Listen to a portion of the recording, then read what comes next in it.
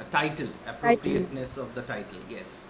So in both the cases, well, the title will be appropriate because all he talks about is man, and he mentions man so many times throughout the extract, throughout the canto, and man is defended here rather than offended, rather than being decried, rather than being depreciated or satirized. Actually, man is, uh, you know, uh,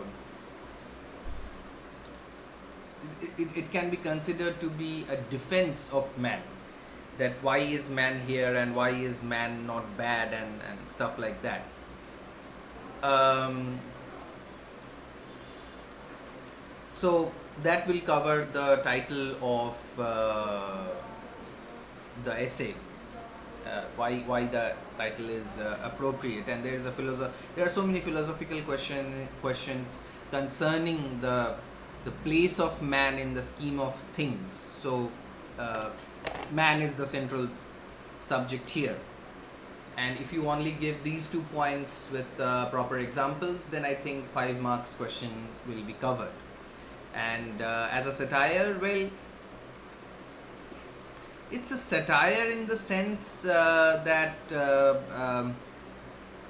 it's a satire against the people like Jonathan Swift, who are misanthropes and who always think that that men are useless, and that man is something abominable, and man has no reason to be here. There is no function that man performs. And many people thought or still think that men, human beings, humankind is a blight on nature, and human beings are an aberration, we must not exist, and so on and so forth. But Pope satires that point of view. Pope satires that misanthropic perspective, and says that there is a reason of everything, and even man has a reason to be where he is.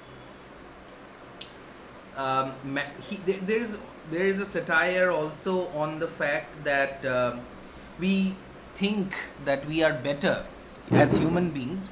We often think that we are better than a number of other creatures, but Pope says that no, we are not better or worse than any creature whatsoever, but we are here for a reason, and our knowledge and our strength is all relative to what we are doing. For example, being a teacher, if I fail to lift uh, I don't know, 100 kilo of weight, then I'm not a failure, because I'm not supposed to carry or lift 100 kilos. But if I fail to explain a particular line, maybe I mean, not always, but or sorry, rather always, like I cannot, whenever you ask me a question, I fail to answer it because I have not studied it, I have not read the book that I am teaching, which happens in some cases. Like I have not read Hume and Locke. I know more or less what they talk about, but the whole book, no. I have not read it, and I do not plan to read it, because I mean, I don't need to read the entire book to explain a particular extract. But of course, we have to contextualize it. Like, we have to put it in some kind of a context. If I do not even get the context right, then it's problematic. Then I am unworthy. Then I am a failure. But um, every person like this is a failure or a winner, a successful person or not successful person, according to the state or the place or the position, the time where he or she is in. But some people, deterministically, some people are very strict about it, that if you are a teacher, you must know everything, which is like impossible. And if you are a student, you must always study. Like you should not watch web series, or you should not, go on a date, or you should not like waste your time on some other issues. But you should always study, and you should be doing the best you can, which you do in your own way. So these two are the points of satire, and since this is going to be a 5-mark question, I think these 2 points should be enough with examples from the text. Okay, so now let's go into Epistle to Arbuthnot and see who are satirized here. What is the point of satire? Why is Pope satirizing some person whom he is satirizing? And while we are doing it, we will also look at the style of Pope, which we already saw in Essay on Man, because the style is very simple to discern. First aspect of style is the use of the heroic couplets or the Alexandrines. Sir স্টাইলের কোশ্চেনটা কি overall লিখবেন নাকি না particularly ওই প্যারাটার ওই পার্টটুকু নিয়েই লিখবেন? ওই এক্সট্রাক্টের উপরেই যা করার করতে হবে। মানে আমরা যখন স্টাইলের ব্যাপারে লিখবো, তখন তো আমরা এটা বলবো যে উনি ইয়ে দিয়ে লিখছেন, কি বলে, হিরোইক কাপলেটসে লিখছেন, আলেকজান্ড্রাইনে লিখছেন, রাইমিং লাইনসে লিখছেন। তাহলে আমাদের যে এক্সাম্পলটা হবে, সেই এক্সাম্পলটা হবে হচ্ছে from the extract part, from the extract. যে রাইমিং লাইনসে লিখছে, কিন্তু রাইমিং লাইনসে লিখছে তো কি হয়েছে? ঠিক আছে, রাইমিং লাইনসে অনেকেই লিখতে পারে। রাইমিং লাইনসে লেখার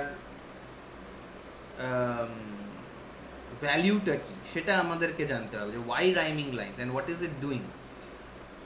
ইন দ্যাট কেস আমরা হয়তো আগের দিকে চলে যেতে পারি, মানে আমরা ওভারঅল জায়গায় চলে যেতে পারি যে রাইমিং লাইনসে লিখলে কি সুবিধে বা কি অসুবিধে হয়। রাইমিং লাইনে লিখলে আমাদের লাইনগুলো মনে রাখতে সুবিধে হয়, এটা একটা লিরিক্যাল চার্ম চলে আসে, একটা রিদম আমরা পাই। এইগুলো আমরা বলতে পারি in relationship to the lines in the extract. আর দ্বিতীয়ত যে পার্সপেক্টিভটা আমরা বলতে পারি, দ্বিতীয় যে ইস্যুটা, দ্বিতীয় যে স্যাটায়ারের দ্বিতীয় যে স্টাইলের ব্যাপারটা আমরা বলতে পারি, কারণ we will be looking at 2 aspects. Okay, we will be looking for only 2 aspects, and the second aspect that we can do, that we can look for, is his satire. Like what kind of satire is he using? Is he using, I mean, there are 2 kinds of satire.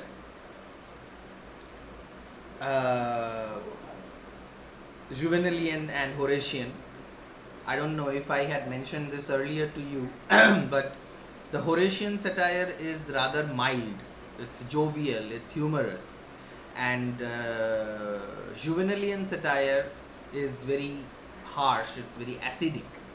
So if we can find out what kind of satire is being used here, then we can definitely say that this is the satire, this is the way in which the satire is done, and this is Pope's style. Because if he is using Horatian satire, which I think he is using in Epistle to Arbuthnot, then we would say that this is more genial, and it can teach us a good lesson without alienating even the butt of the ridicule. Like if I satirize you and satirize you in a very stringent language, then you might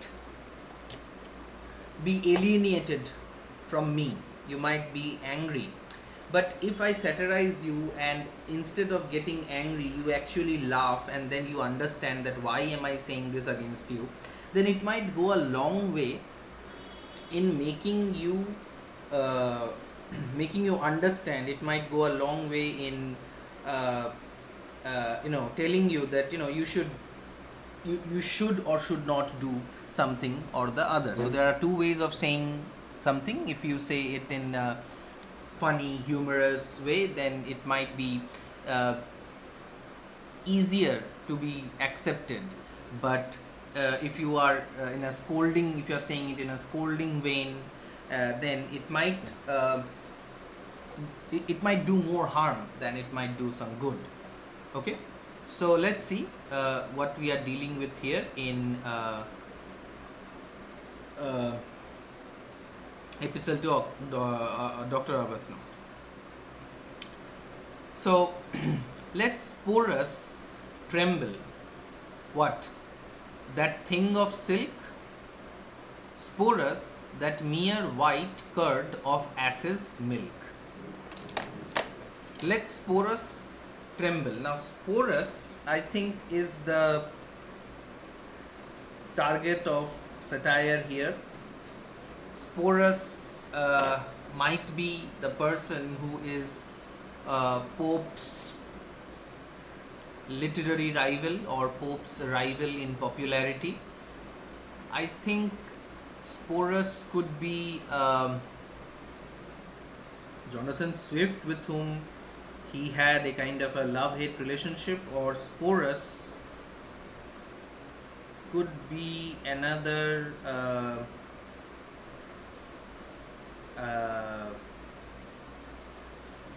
poet, contemporary poet. But Sporus originally was the he was related to Nero. I think Nero's husband was Sporus. Okay, so Sporus was Nero's husband, but Sporus in Dr. Arbuthnot might be someone else, and he could be a poet, a contemporary poet, a politician, maybe the king himself, or whoever is the prime minister or something, because we have seen in Beggar's Opera that the prime minister was brought into question.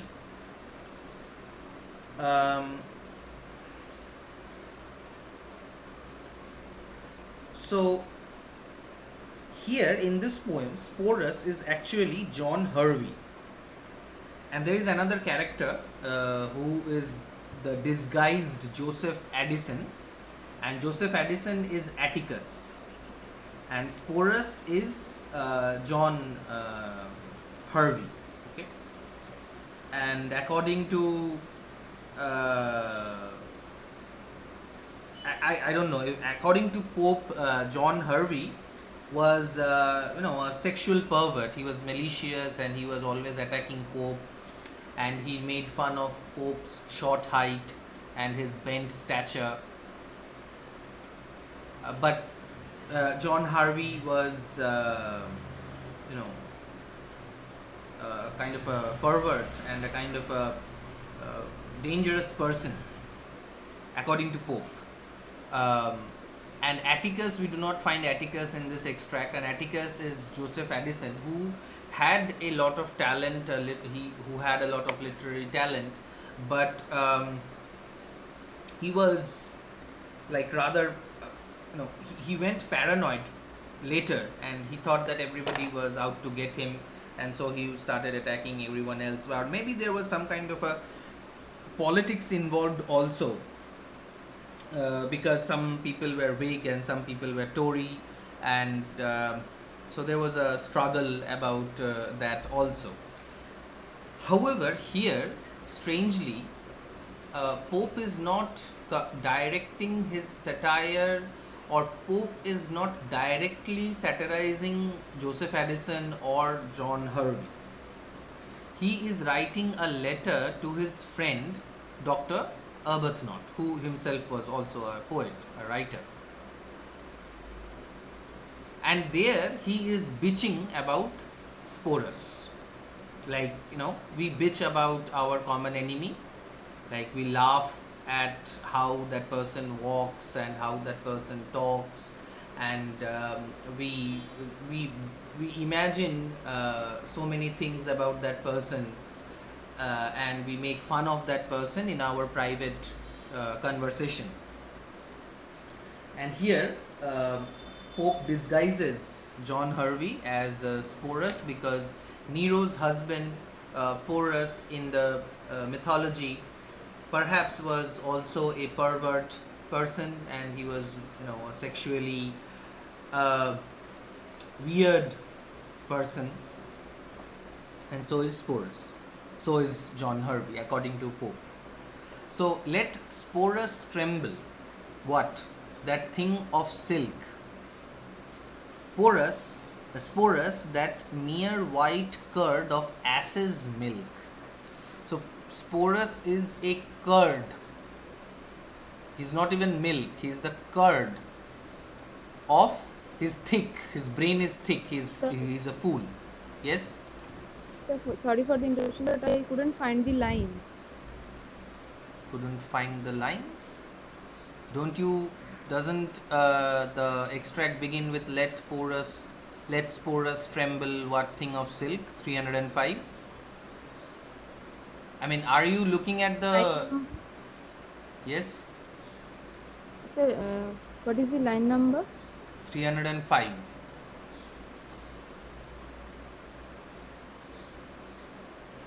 Is this the problem with everyone else also?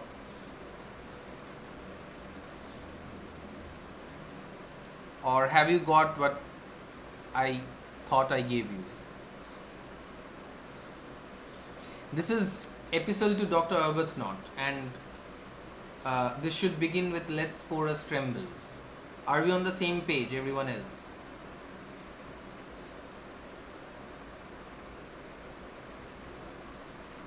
Riyad, did you find it?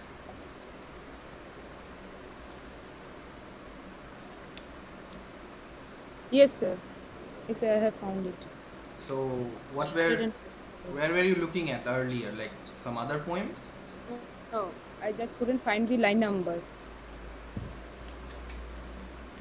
Well, the extract begins from there. Anyway, I hope no one else has this kind of an issue. If you have, do let me know. So Sporus is what? Sporus is the white curd of ass's milk, not cow's milk, not buffalo's milk, but ass's milk.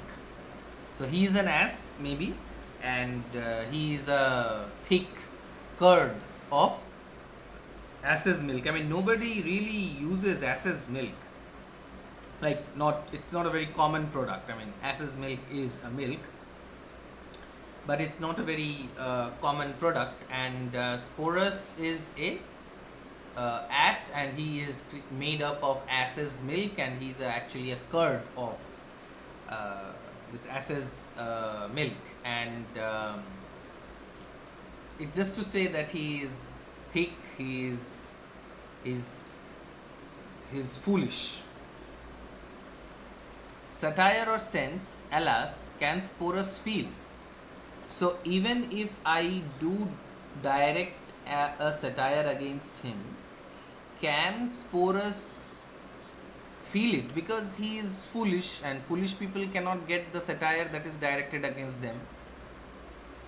Or sense, he does not even understand sense. Like, he will argue with you illogically. He will not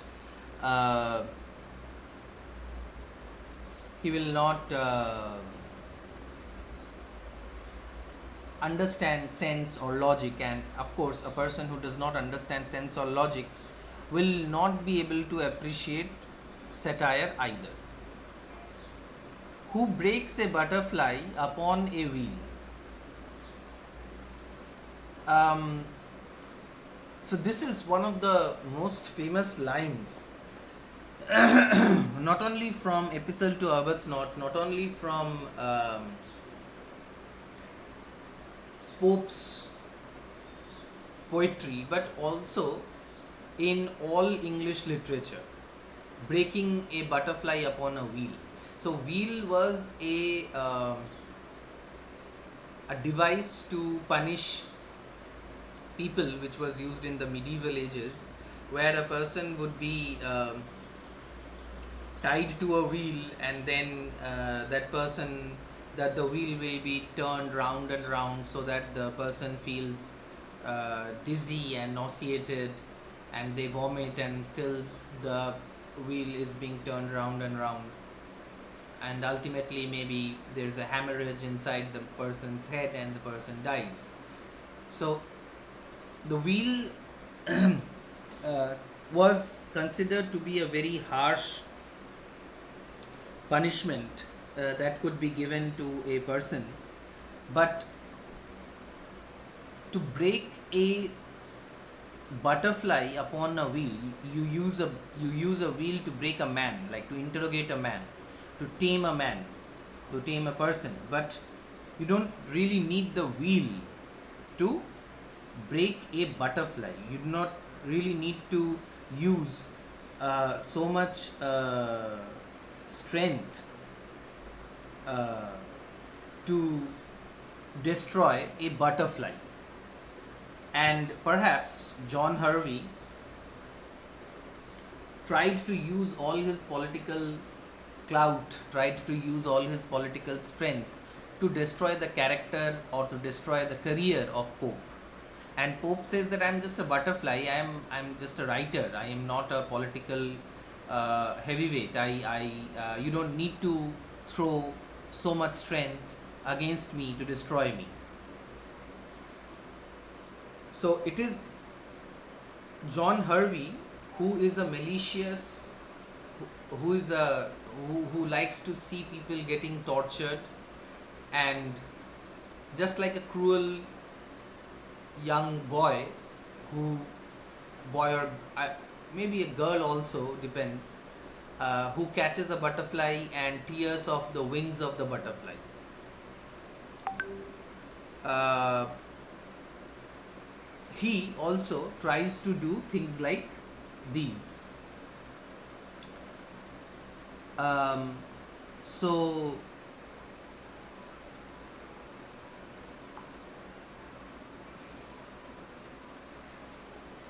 he's a monster. He has been presented here as a monster who is not just who does not just want to punish humans, punish men on the wheel, but he is so cruel, he is so malicious that he breaks the butterfly on the wheel. Yet let me flap this bug with gilded wings, this painted child of dirt that stinks and stings. So he is comparing Harvey with a bug, but this bug has gilded, golden wings, and this child is painted. And this child is what? This child, that is Harvey, is full of dirt, and he stinks, and he also bites or stings. Okay, so I think here the satire becomes very personal, and when the satire becomes personal, it rather loses its universal value, and the satire turns into an invective. So if the question is comment on Epistle to Arbuthnot as a satire, then I think Pope veers away from proper objective satire, because one of the basic tenets of a good satire is that you remain objective, you cannot get personal. But here it is not a satire, it has become an invective. Okay, it's a direct attack against the persona or personality, characteristics, or character of a particular person, and hence it might lose its status as a satire, but it is rather, it can be called an invective, which is of less value, which is of less literary value. Whose buzz the witty and the fair annoys, yet wit never tastes and beauty never enjoys. So here is a bug, here is a insect called Harvey, called Sporus, whose buzz the witty and the fair annoys. So, the very presence of this person in a party, in a company, annoys the witty. Whoever is witty and whoever is just is annoyed by the very presence, by the very words of John Harvey. We have some people in our life also whose very presence is very unwelcome to us. We do not want to be in the company of those kinds of people, but sometimes we cannot do anything. There's no way out for us. And say suppose we are in a wedding party, we are in a wedding ceremony, and that relative comes up and talks to you about your future, that yeah, you are doing your MA, what's next, you are not going to get any SSC, what will you do, and stuff like that. You do not like that person, but sometimes you have to bear that person's company. Yet wit never tastes and beauty never enjoys. So this person does not have anything to do with wit or beauty. This person, Sporus, or this person, Harvey, does not have any appreciation, does not have any understanding of either wit or beauty. So he cannot really appreciate the poems written by Pope, and thus he makes fun of Pope's poetry. So well-bred spaniels civilly delight in mumbling of the game they dare not bite. Spaniels, well-bred spaniels, are better than this person, because even if they are dogs, they are a delight to be in the company of. Sometimes we find the company of dogs and cats better than the company of many, for me, most human beings.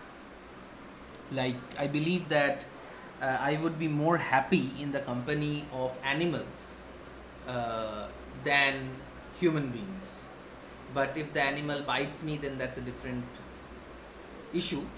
But I believe animals can just bite your skin, unlike humans who can really penetrate into your heart and make you feel really very bad. So well-bred spaniels, which are civilly delight, like they are a delight to see and to play with, to pet. In mumbling of the game, they dare not bite. So if they are playing with you, they nibble at you. Like if you have dogs and cats in your home, they will use their mouth to fight, like mock fight, and they will put a little bit of pressure on your hand, and they will play and bite you, but they will not bite you literally.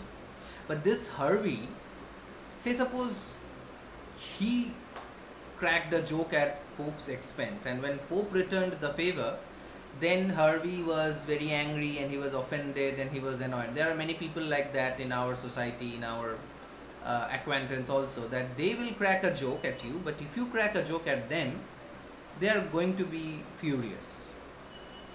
So if you are playing, play along and play according to the rules of the game. Even the dogs know that, but Sporus or Harvey does not. Eternal smiles his emptiness betray, as shallow stream run dimpling all the way. So he's always smiling. He is if you even insult him, he will smile. If you hit him, he will smile. And when a person is smiling all the time, then he or she is not smiling at all.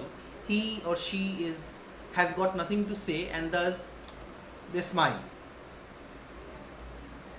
অনেক সময় এরকম হয়, আমি দেখেছি যে ধরো খুব একটা বন্ধু নই বা খুব একটা চেনা পরিচিত নই, কিছুক্ষণ কথা বলার পরে আর কথা বলার কিছু থাকে না, তখন একে অপরের চোখাচোখি হয়ে গেলে আমরা বোকার মতন দাঁত বার করি। and that feels very awkward.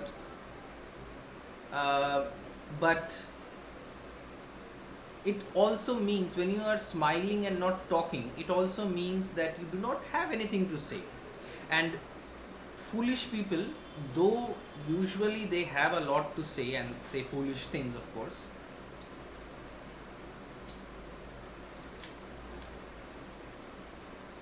but when it comes to, you know, a real discussion, when it comes to a real conversation, the foolish people will not be able to say anything of value, and they will smile, which betrays their hollowness. He is being compared with a shallow stream that can run dimpling all the way. So the shallower the stream, the more sparkling, the more energetic it will be. The shallower the person, the more frivolous will his behavior be. Whether in florid impotence he speaks, and as the prompter breathes, the puppet squeaks. Yet, if you give him an opportunity to speak, if you give some fool an opportunity to speak, they will speak forever, and they will use grand language. But that language will be important. It will not mean anything. Say, for example, the college, the authorities have appointed me to speak to you. Okay? And unlike an ideal scenario where this should be more interactive, I speak, you listen, and sometimes I use bombastic words to impress you that, you know, I know a lot. And but this, if I speak in florid language, if I speak in a flowery language, if I speak in a, you know, an artificial language, but if it is hollow, if it does not mean anything, then it is of no use to you. It will be impotent. Okay, just as the prompter. So you are in a play, or you are reciting a poem, and you have not memorized it, and there is a prompter. The prompter will prompt the lines and you will speak, just like the puppeteer controls the puppet. So somebody might have given Sporus a speech, written speech, and that person starts speaking about it, and you know, this problem occurred with our respected you know who, and people were making fun of him that, you know, he has a prompter, and the prompter stops speaking, so does he. So or at the ear of Eve, familiar toad, half froth, half venom, spits himself abroad. Eve here means a woman. So in the human world, one of the ways in which we men think that women could be impressed is by trying to be very smart and saying something very funny, and trying to show that we have done this and we have achieved that. So this is the, John Hervey is not very different from that of a toad, Olaban. On the ear, like, he climbs onto the shoulder of a woman and tries to croak. He does not know that he is a toad. He thinks that he is a great speaker or a great orator and he has a great voice. But he appears, or he sounds like a toad, a frog. Half froth, half venom, spits himself abroad. So he is full of froth, bubbles, emptiness, hollowness, and half venom. But he also has venom. He is also poisonous. He puts poison inside the heads of the women against Pope or against his rivals. And thus he goes about. In puns or politics or tales or lies, or spite or smut or rhymes or blasphemies. So what are his weapons? By which dart does he throw his venom? puns, politics, tales, lies, spite, smut, rhymes, blasphemies. He uses all of these to uh, ejaculate his venom against his rivals, including Pope.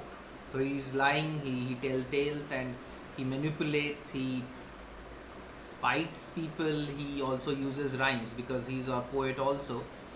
So here is a beautiful satire that he also uses rhymes to you know uh, convince people that he has been wronged, and that he some people hate him because he is, or people are jealous and thus they hate him because he's such a great poet, and so on and so forth. So he uses rhymes, so he's a poet also.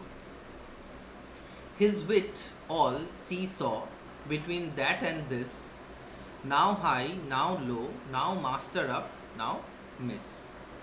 So making fun of his poems, making fun of his wit, Pope says that sometimes he says things which appear to be so highbrow, so sophisticated, like a seesaw, একবার ওঠে একবার নামে, balance নেই. And balance was something very essential for neoclassical poetry.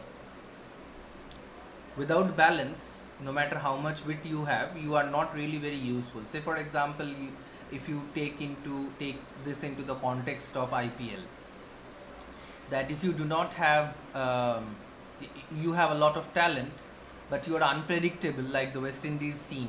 You can hit sixes, yeah, but you seesaw. You sometimes win the title and sometimes you don't even qualify for the next round. Between that and this, all useless things he keeps saying.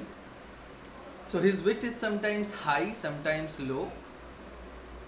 There is no balance, there is no consistency. Now master up, now miss. So sometimes he's talking about he has some kind of mastery over his poems, mastery over his lines. He does talk sometimes in a nice manner, and people think that he really might be a good poet, he really might be a witty person, but they often miss. Okay, they're all he goes for the misses also, and that proves that he is not consistent, that proves that he is not good enough to be a poet or a wit. And he himself one vile antithesis. So he is himself an antithesis. He says something and then he denies it. A very obnoxious person these are, who would say something and in another moment they will deny that they have said this. Amphibious thing. Amphibian is a animal which can live both in air and water, যেটাকে আমরা বাংলায় বলি দুমুখো সাপ। মানে সাপের গালেও দুমুখো সাপ, আবার সাপের গালেও চুমুক হবে, ব্যাঙের গালেও চুমুক হবে তা নয়, বাট দুমুখো মানুষ হয়, who are trying to make peace, who are trying to juggle two kinds of people. They are friends with our enemies and they are friends with us also. আমাদের কথা তাদেরকে গিয়ে বলে, তাদের কথা আমাদেরকে এসে বলে, এরকম আর কি, মজা করে। That acting either part, the trifling head or the corrupted heart. ওর মাথাটাও খারাপ, ট্রিফল করার সময় ট্রিফল করে সব জিনিস নিয়ে, কোনো জিনিস নিয়ে সিরিয়াস নয়, or the corrupted heart, and his heart is corrupted, his soul is corrupted. He is always trying to get things wrongly. He not only corrupts himself, but he corrupts other people also through his dastardly ways. Fop at the toilet, flatterer at the board, now trips a lady and now struts a lord. So he spends a lot of time on the toilet. Like, he does not spend time inside the toilet. The toilet, if you know now, by now you know, does not mean the toilet that we know now, but the toilet means a dressing table. So he spends a lot of time on the dressing table in front of the mirror to get himself into shape, and he flatters people. If he is on a ship, if he is if he is with a good company, he will flatter all the people, whoever are there. We find these kinds of people in our life also, who would always try to flatter somebody to get some kind of a favor. Now trips a lady, so he trips, maybe not literally, মানে ল্যাং মারে না, literally trip করা মানে সেইটা, but he interrupts when a lady speaks. It is not a very gentlemanly thing to do. When a lady is speaking, you should listen. And now struts a lord. So he tries to show how much he knows, and he tries to shut up by his verbosity a lord. So whenever a lord is speaking, he might interrupt. Eve's tempter, thus the rabbins have expressed, a cherub's face, a reptile, all the rest. Rabbins, I think maybe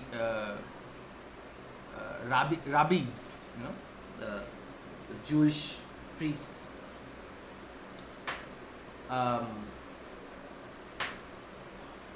So they have expressed that these kinds of people are the tempters of Eve. They have a cherub's face.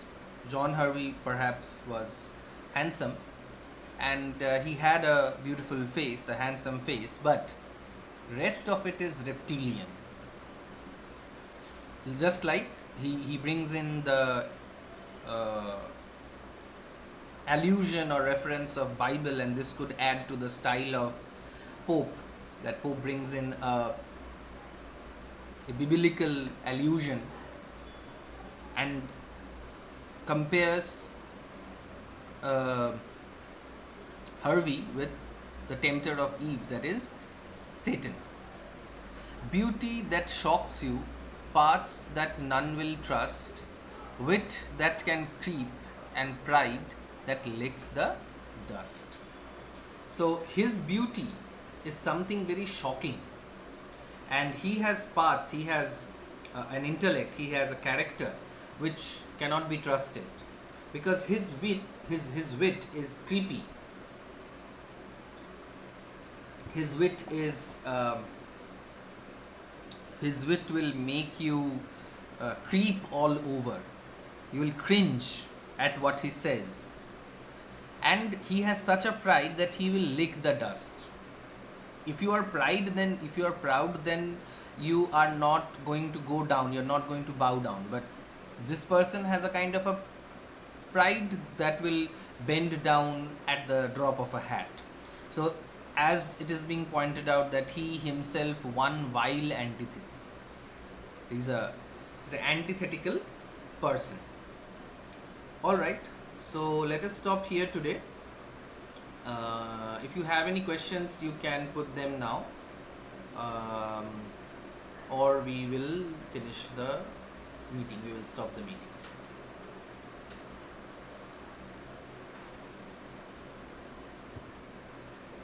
Any questions, any doubts?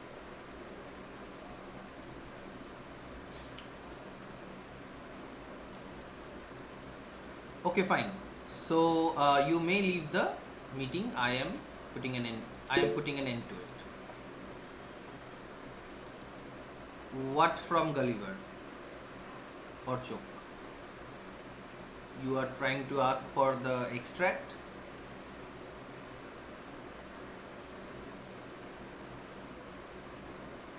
Are you talking